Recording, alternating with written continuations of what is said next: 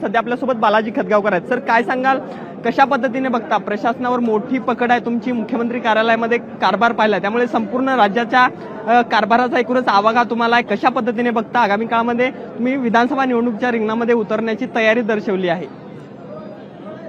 प्रशासकीय सेवेमध्ये एकूण 37 वर्ष काम करून विविध वयोमानानुसार आता सेवानिवृत्त झालेलो आहे। आपण म्हणल्याप्रमाणे मला प्रदीर्घ असं प्रशासकीय कामकाजाचा अनुभव आहे आणि सेवानिवृत्त होत असताना मला आदरणीय एकनाथरावजी शिंदे राज्याचे मुख्यमंत्री यांच्यासोबत काम करण्याची संधी भेटली।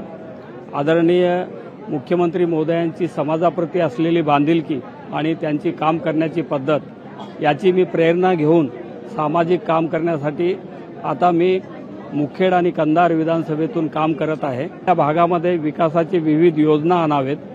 केंद्र शासनाच्या योजना आहेत, राज्य शासनाच्या योजना आहेत। आदरणीय एकनाथरावजी शिंदे यांची जी प्रेरणा आहे ते घेऊन मी मुखेड आणि कंधारमध्ये काम करत आहे। सध्या जर पाहायला गेलं तर त्या ठिकाणी भाजपाचे तुषार राठोड हे आमदार आहेत। कुठं तिकीट वाटपामध्ये महायुतीमध्ये तिढा निर्माण होऊ शकतो? तुमची मुख्यमंत्र्यांसमवेत यासोबत चर्चा झालेली आहे का या विषयासंदर्भात? महायुतीमध्ये आदरणीय मुख्यमंत्री एकनाथरावजी शिंदे, उपमुख्यमंत्री आदरणीय फडणवीस सर आणि दुसरे उपमुख्यमंत्री आदरणीय अजितदादा पवार साहेब, या तिघांनाही माझ्या कामाची पद्धत माहीत आहे आणि महायुतीमध्ये जो निवडून येईल त्याला उमेदवारी देणं फार आवश्यक आहे। त्यामुळे माझी वरिष्ठावर श्रद्धा आहे आणि आपण बघता लोकांचा पाठबळ एवढ्या मोठ्या प्रमाणात माझ्या पाठीशी आहे।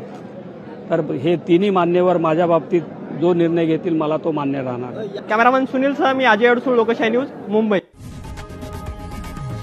लोकशाही मराठी ऐका, पहा, जागरूक रहा।